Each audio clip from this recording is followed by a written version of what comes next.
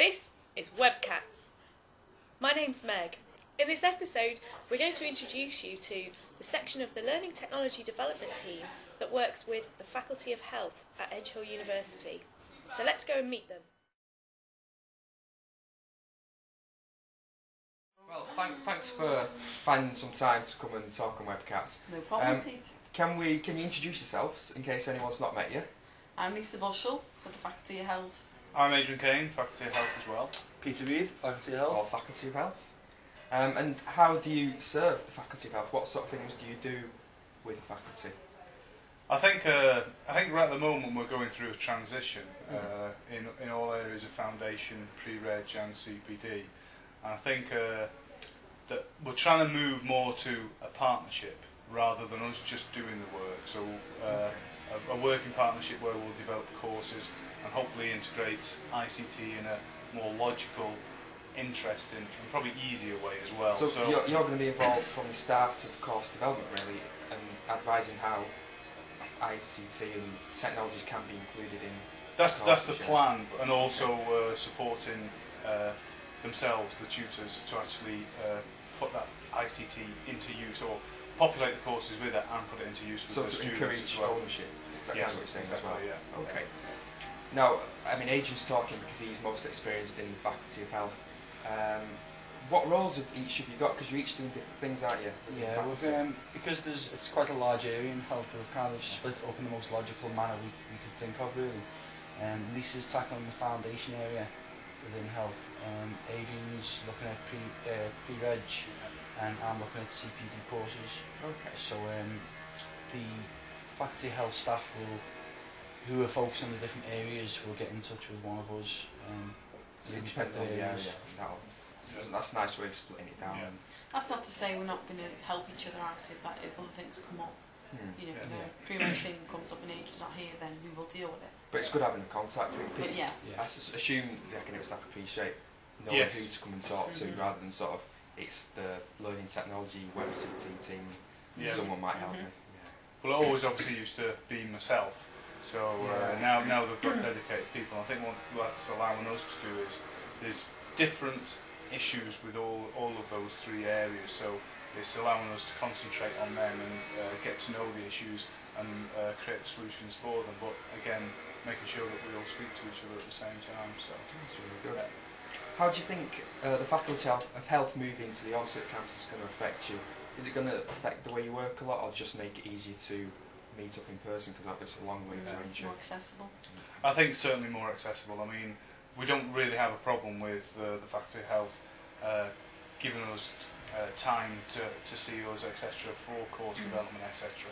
But it is the distance that's a problem.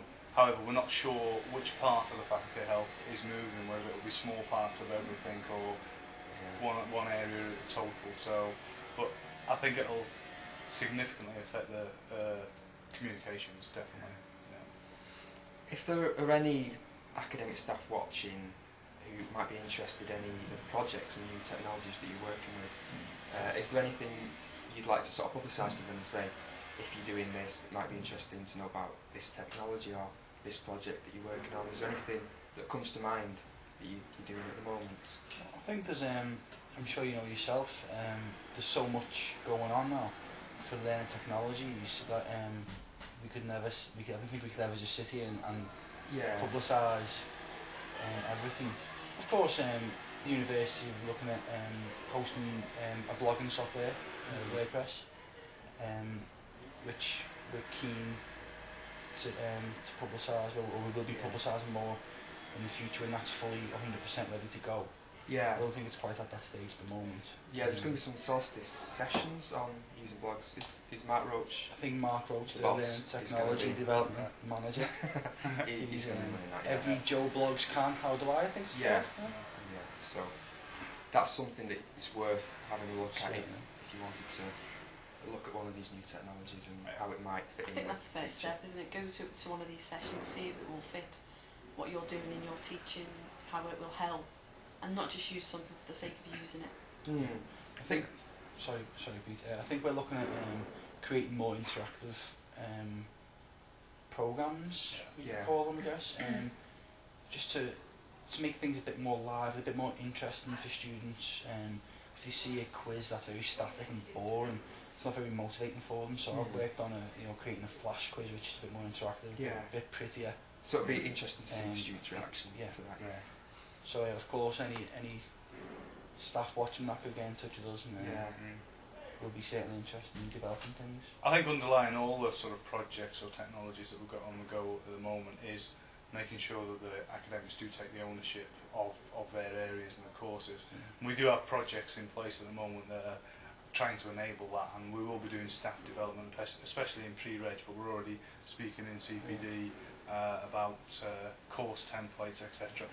Basically to try and give the students, because at the end of the day they're people that use this, give them a robust experience, one that's common, whichever course they go into or whichever module they go into. So I think that underpins everything, but once that's established, we'll have far more time to actually dedicate to the new technologies and supporting them and all of that. Good stuff, hopefully, for everybody. Of course, Adrian's not saying we're just going to say to the staff, get on with it. We're going to try and give them this, we're going to try and empower them with the skills so that they feel comfortable and confident in developing their own courses. Yeah, it's a case of simplifying it as well, isn't it? It's not expecting them to be web developers. It's making things simple so they can do things online. Well, that's really good. So, thanks for talking for us for a few minutes, and I hope that was of some interest. And we'll see you again.